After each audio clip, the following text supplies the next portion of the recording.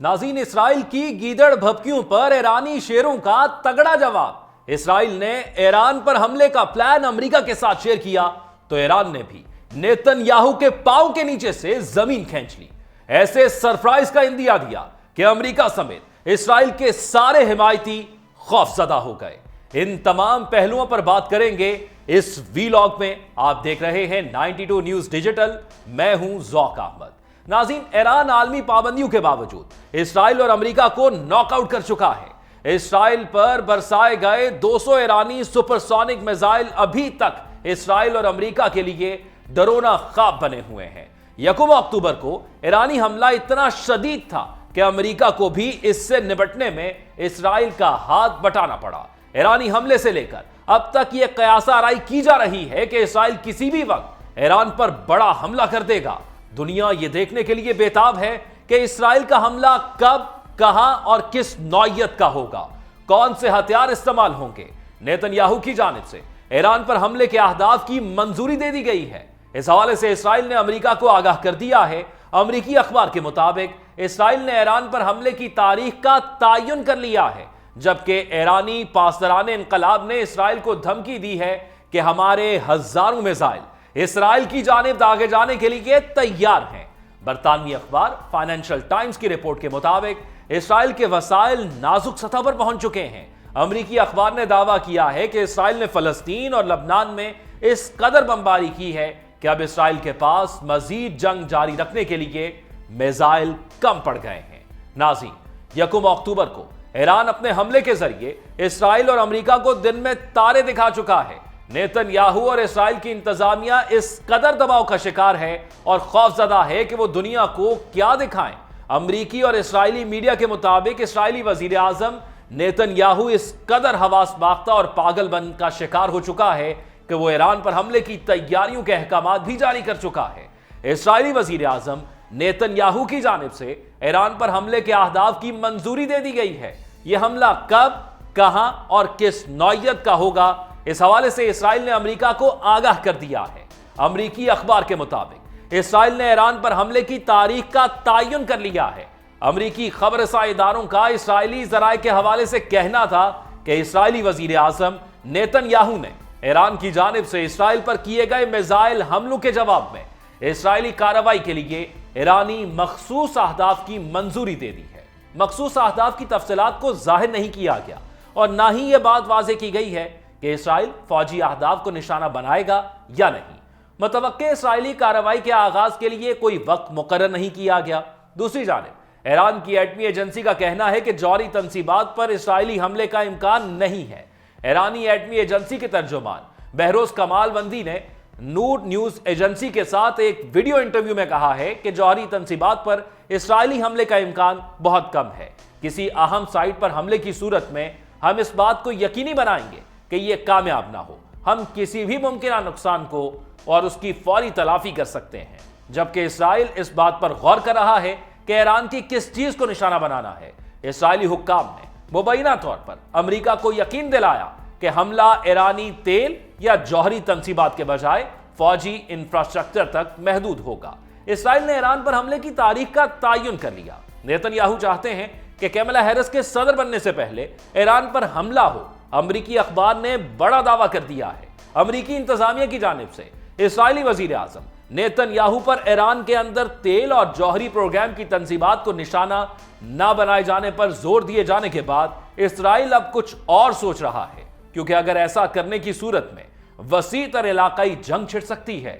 لیکن یہ حملہ بھی کب ہوگا، اس حوالے سے امریکی اخبار واشنگٹن پوسٹ نے اسرائیلی وزیر اعظم کے ایک قریبی ذمہ دار کے حوالے سے بتایا ہے کہ اسرائیل کی انتقامی کارروائی 5 نومبر کو مقررہ امریکی صدارتی انتخابات سے پہلے عمل میں آئے گی۔ ناظرین، مذکورہ ذمہ دار کے مطابق جوابی کارروائی سوچ سمجھ کر کی جائے گی تاکہ اس کے امریکی صدارتی انتخابات پر اثر انداز ہونے سے گریز کیا جا سکے۔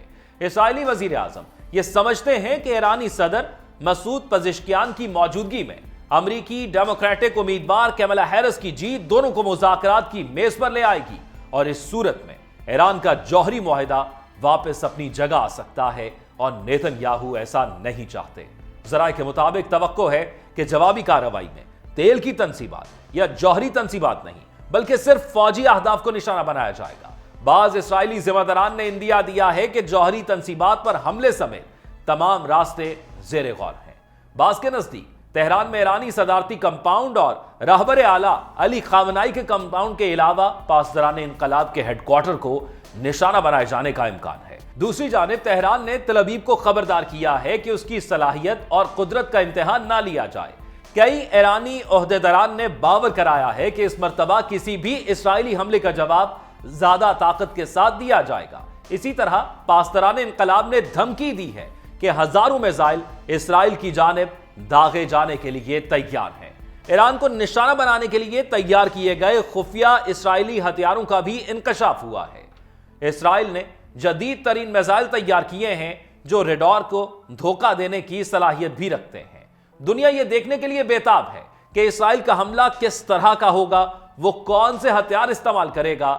ईरान पर हमले की तैयारी पर इसराइल ने गैर मामूली सरमायाकारी की है।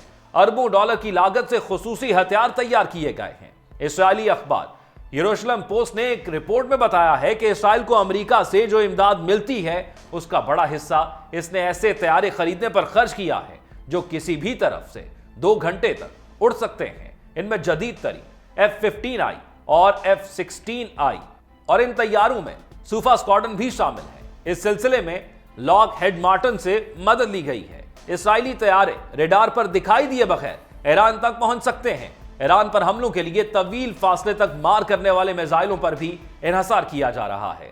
ये हाइपरसोनिक तैयारे हैं, यानी दुश्मन को संभालने का मौका कम ही मिल पाता है। नाज़रीन, इसराइल के पास रेमपेज मिसाइल भी हैं जो जमीन से लॉन्च हो सकते हैं। डिजाइन में तब्दीली करके उसे फजा से भी लॉन्च किए जाने के काबिल बनाया गया है। इसमें नेविगेशन की बेहतरीन सलाहियत मौजूद है। यह मिसाइल 4.7 मीटर लंबा और 3.6 सेंटीमीटर कतर का है। वजन 570 किलोग्राम है। यह मिसाइल 150 किलोग्राम तक वारहेड ले जा सकता है। ऐसा हर मिसाइल कई लाख डॉलर मालियत का है। इसराइली असलहा खाने में रॉक्स मिसाइल भी हैं जिसकी राफेल ने 2021 में नुमाइश की थी। इसमें सैटेलाइट नेविगेशन, ऑप्टिकल टारगेटिंग की सहूलत भी पाई जाती है। इस मिसाइल को छोटे F-16S और मुमकिना तौर पर F-35S तैयारों से भी दागा जा सकता है। इसकी रेंज 300 किलोमीटर तक है। इसके जरिए 500 किलोग्राम तक का वॉरहेड ले जाया जा सकता है। अगर ईरान और हिजबुल्ला एक ही वक्त में इसराइल पर हमला करते हैं तो इसराइली फजाइया थकन का शिकार हो सकती है।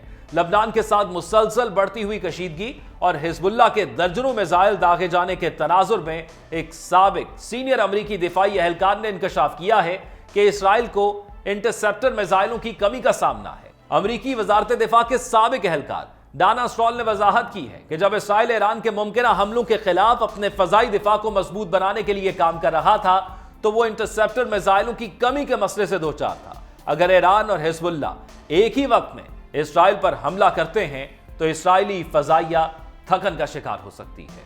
उन्होंने निशानदेही की कि अमेरिका यूक्रेन और इसराइल को सप्लाई की कोशिशें गैर मुअय्यना मुद्दत तक जारी नहीं रख सकता, जबकि यह बयान गुज़िश्ता सितंबर में शाया होने वाले अमेरिकी मैगजीन फॉरेन अफेयर्स के एक तज्जियत से मुताबिकत रखता है, जिसमें इंकशाफ किया गया था कि इसराइल को एक बड़े चैलेंज का सामना है। हमास के खिलाफ गजा की पट्टी में तवील महीनों की पेचीदा लड़ाइयों के बाद इसराइल को साजो सामान की शदीद किल्लत है।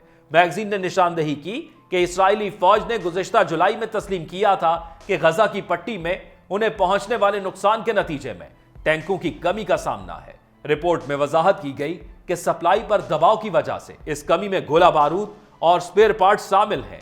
नाज़रीन, यहां काबिल जिक्र बात यह है कि इसराइल अपने फजाई दिफाई निजाम में मौजूद खला को पुर करने के लिए अमेरिका की फौजी इमदाद पर इन्हसार करता है। वाशिंगटन ने इलाकाई कशीदगी के इम्कान के पेश नजर थर्ड मिसाइल डिफेंस सिस्टम की तैनाती के जरिए इसराइल फजाई दिफा को मजबूत बनाने का ऐलान किया है। यह इंकशाफ ऐसे वक्त में सामने आया था जब इसराइल ने जंग का दायरा गजा से लबनान तक वसी कर दिया है। नाज़रीन, आपको ईरान और इसराइल के दरमियान जारी कशीदगी पर मबनी ये तफसीली वीडियो कैसी लगी, हमें कमेंट सेक्शन में जरूर बताइएगा और इस वीडियो को ज्यादा से ज्यादा लाइक और शेयर भी करें। शुक्रिया।